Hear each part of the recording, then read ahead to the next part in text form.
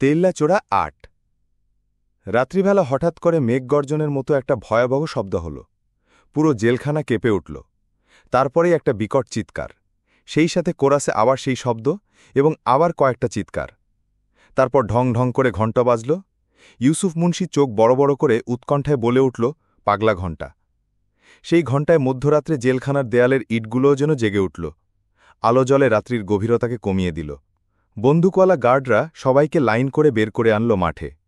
মাঠের মধ্যখানে একসাথে ৭টা দেহ পড়ে আছে। তাদের গায়ে কালচে রক্ত। দূর থেকে দেখেই বলে দেয়া যায় দেহগুলোতে প্রাণ নেই। দু একটা লাশের চেহারা দেখা যায়। ফজর আলী তাদের চেনে। কতবার দেখা হয়েছে, সকালে লাইনে দাঁড়িয়ে অথবা কচু খেতে। ভীত গলায় সে ইউসুফ মুন্সিকে জিজ্ঞাসা করল, কি হয়েছে? ইউসুফ মুন্সি কিছু বলতে পারল না। তার পেছনে থাকা সুজন মাস্টার বলল, পলাইতে চাইছিল। জেলার সাহেব এসেছেন।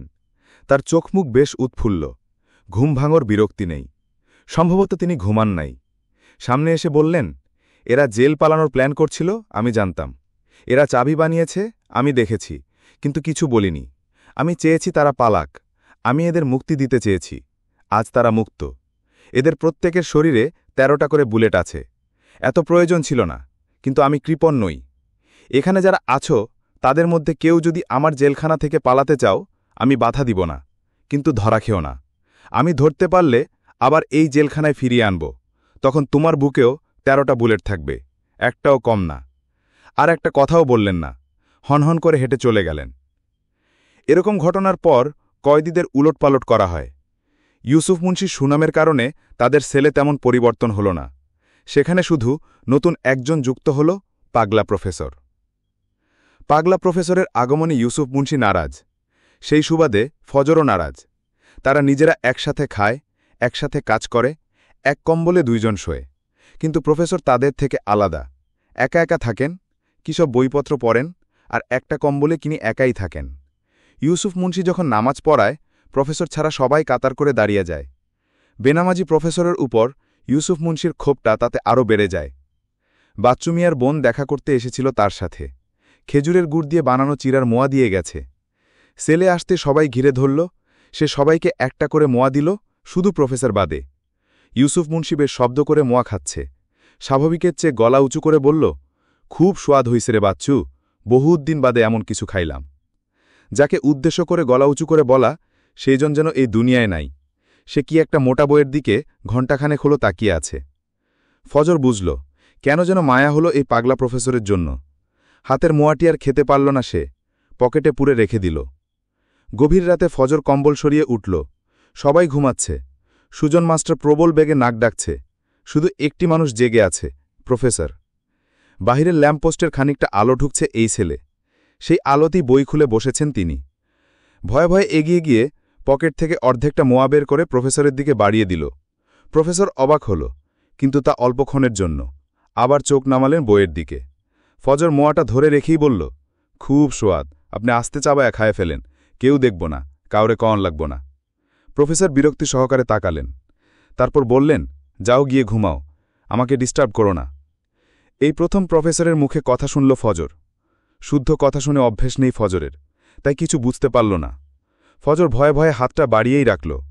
প্রফেসর এবার চোখ পাকিয়ে একটু ধমকের শুনে বললেন, আমাকে একা থাকতে দাও, বুঝো না কি বলি? ফজর মুখের ভাষা কতটুকু বুঝেছে কে জানে, কিন্তু চোখের ভাষা ঠিক বুঝতে পারল। অপরাধীর মতো চোখ নামিয়ে মোয়াটা পকেটে ভরে রেখে দিল। প্রফেসরের মনে হল, এত কঠিনভাবে কথা বলা ঠিক হয়নি। এ প্রথম জেলে কেউ তাকে কিছু সেধেছে। শুতে যাচ্ছিল ফজর। প্রফেসর তাকে ডেকে বললেন, দাও দেখি কেমন খেতে চিরার মোয়া। ফজর হাসমুখে মোয়া বের করে দিয়ে বলল, হাত দিলে ছাগল খায় না, ভোতার লাগেল পায় না। বলেই সে বুঝল ভুল জায়গায় ভুল কথা বলে ফেলেছে। প্রফেসর ভ্রুকুচকে তাকালেন।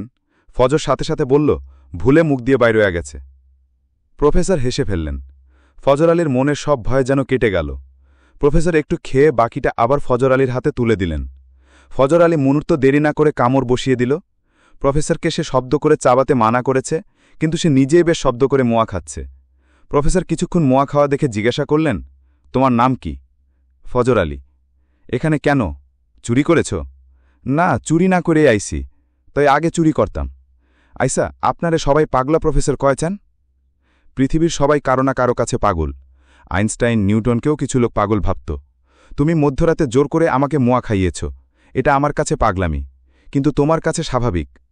আমরা যার কথা আচরণ বুঝতে পারি না তাকেই পাগল বলি। আমার কথা বুঝেছ? যে না, তাহলে আমি তোমার কাছে পাগলই রইলাম। আপনারে এমনে দেখলে পাগল মনে হয় না, খালি বাইরে গিয়া যখন সুরা পড়েন তখন পাগল পাগল লাগে। ওটা সুরা নয়, কবিতা পড়ি। কবিতা পড়ে কি হইব, সোয়াব পাইবেন? সে তুমি বুঝবে না ফজর। আপনার নাম কি? আমার এখন নাম নেই, নম্বর আছে। নাম মুছে দিয়েছি অনেক আগে। আপনি কি করে আইছেন? খুন করেছি। খুন? আপনারে দেখে মনে হয় না আপনি খুন করছেন। তুমি খুব সরল মানুষ। সরল মানুষের চিন্তা হয় সরল এবং বিশুদ্ধ। কারে খুন করছেন? প্রফেসরের মুখের হাসি মিলিয়ে গেল। রাত্রির গভীর কালো ভর করল তার মুখে। গম্ভীর কণ্ঠে বললেন, যাও ঘুমাতে যাও। জগতে কত ধরনের ঘটনা ঘটে যায়। জেলহানার সেই ছোট্ট ছেলেও যেন অদ্ভুত একটা ঘটনা ঘটে গিয়েছে। গ্রামের অশিক্ষিত সিধেল চোরের সাথে সাক্ষ্য হয়ে গেছে বিদেশ থেকে পিএইচডি করা বিশ্ববিদ্যালয়ের শিক্ষকের। তাদের পৃথিবী ভিন্ন, তাদের ভাষা ভিন্ন, তবুও প্রকৃতি তাদের এক জায়গায় এনে জড়ো করল। তাদের সবকিছু বিপরীত হলেও মিল আছে। সবার কাছের মানুষজন তাদের সাথে দেখা করতে আসে, কিন্তু এই দুজনের কেউ আসে না। একা একা যখন দুজন বসে থাকে তখন প্রফেসর ফজর আলীকে সান্ত্বনা দেন। মাঝে মধ্যে কবিতা শুনিয়ে মন শান্ত করার চেষ্টা করেন। কবিতা শুনে ফজর আলীর মনে সন্দেহটা আরও প্রবল হয়। এই লোক নিশ্চিত পাগল। একদিন বলেই বসল, এই হাবিজাবি কেডা লেখছে? জীবনানন্দ দাশ। পাগল আছিল মনে হয়। তা হয়তো একটু ছিল। চাপা খুব ভালোবাসত জীবনানন্দের কবিতা। জ্যোৎস্না রাতে বাগানে বসে আমি কবিতা পড়তাম, সে শুনত। চাপাকে? প্রফেসরের বুকটা ধক করে উঠল। আনমনে বললেন, চাপা আমার বউ। উনি কই? আপনার লগে দেখা করতে আসে না? প্রফেসরের গলাটা ধরে এলো। বুকটা ভেতরে কে যেন মুচড়ে দিচ্ছে। কাপা কাপা গলায় বললেন, সে আর আসবে না রে, আর কখনো আসবে না। কেন? প্রফেসরের মুখটা ফ্যাকাশে হয়ে গেল, শীতের উঠানের মতো। চোখ দুটিতে শুকিয়ে যাওয়া কুয়ার শূন্যতা। হাঁটুতে মুখ গুজে দিয়ে বললেন, কারণ আমি তাকে খুন করেছি।